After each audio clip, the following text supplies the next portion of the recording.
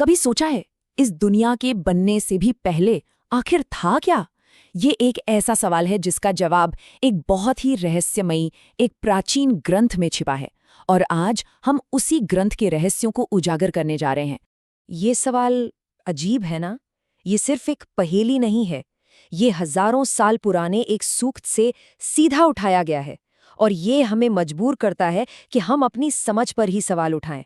इसका जवाब हमें सृष्टि के एक बहुत ही गहरे रहस्य की तरफ ले जाएगा। तो इस ब्रह्मांडीय पहेली का जवाब, जैसा कि मैंने कहा, ऋग्वेद के एक प्राचीन सूक्त में छिपा है। नाम है इसका सुपर्ण सूक्तम। पर ये समझ लीजिए, ये सिर्फ एक कविता नहीं है। ये तो जैसे सृष्टि के छिपे हुए कोड को, उसकी सीक्रेट कोड को क्रैक करने का एक मैप है, एक नक्शा। तो आइए इस सूक्त में थोड़ा और गहरा उतरते हैं। आखिर है क्या ये सुपर्ण सूक्तम?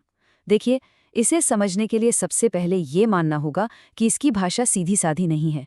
ये एक गहरे सिंबॉलिक कोड में लिखा गया है। हाँ, इस सूक्त का हर एक शब्द एक प्रतीक है, एक सिंबल, जो हमसे कहता है कि सरफेस से परे देखो, गहराई में उतरो। तो चलिए इसके सबसे पहले और शायद सबसे जरूरी प्रतीक को समझने की कोशिश करते हैं। सूक्त का जो सेंट्रल फिगर है, जो मुख्य प्रतीक है, वो है सुपर्ण। इसका मतलब होता है शानदार पंखों वाला। लेकिन ये कोई आम पक्षी नहीं है, बिल्कुल नहीं। ये असल में उस सिद्धांत का प्रतीक है जो सृष्टि के सारे ऑपोजिट्स को, सारे जोड़ों को एक करता है। सोचिए, जैसे दिन और रात, या सांस लेना और छोड़ना, ये दोनों एक ही जीवन प्रक्रिया के दो पंख हैं, है ना? वही है सुपर्ण। अब आगे बढ़ते हैं। सूक्त की शुरुआत सृष्टि की एक तस्वीर से होती है, जिसे 3 भाइयों के रूप में दिखाया गया है। और ये 3 भाई कोई और नहीं, बल्कि असलियत के, अस्तित्व के 3 फंडामेंटल लेवल्स हैं, 3 मूल स्तर।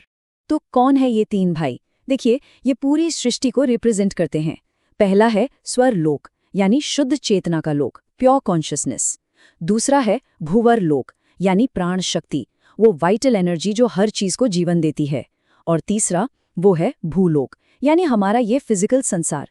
तो देखा जाए तो प्रकाश, ऊर्जा और पदार्थ, लाइट, एनर्जी और मैटर, ये तीनों मिलकर ही सृष्टि का पूरा फ्रेमवर्क तैयार करते हैं।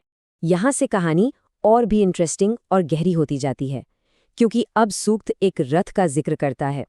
और ये रथ, ये सिर्फ कोई गाड़ी नहीं है। ये ब्रह्मांड और हमारे अपने अस्तित्व के बीच जो कनेक्शन है ना, उसे समझने की सबसे बड़ी चाबी है, द मास्टर की।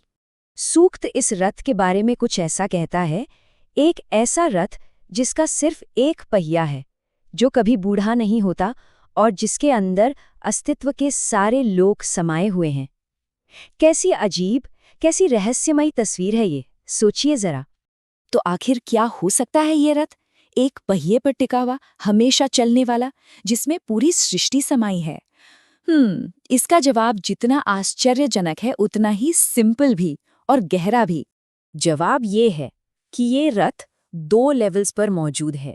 एक साथ कॉस्मिक लेवल पर, यानी ब्रह्मांडीय स्तर पर, ये हमारा सोलर सिस्टम है, जिसका एक पहिया यानी सूरज सेंटर में है। और पर्सनल लेवल पर ये हमारा अपना शरीर है, जैसा कि उपनिषदों में भी कहा गया है। ये शरीर एक रथ है, इंद्रियां घोड़े हैं और आत्मा सारथी। दोनों बिल्कुल अलग अलग स्केल पर हैं, पर डिजाइन एकदम सेम। तो यही है सबसे महत्वपूर्ण बात। प्राचीन ऋषियों ने ये देख लिया था, ये समझ लिया था कि सृष्टि का एक ही डिवाइन डिजाइन है, एक सिंगल ब्लूप्रिंट, एक ऐसा पैटर्न जो विशाल ब्रह्मांड से लेकर एक इंसान तक हर लेवल पर खुद को दोहराता है। और ये आइडिया, ये कॉन्सेप्ट और भी क्लियर हो जाता है जब हम 7 की संख्या के पैटर्न को देखते हैं। ये एक ऐसा पैटर्न है जो ब्रह्मांड और इंसान को एक ही धागे में पिरोता है। नंबर 7, ये संख्या इस सूक्त में बार बार आती है।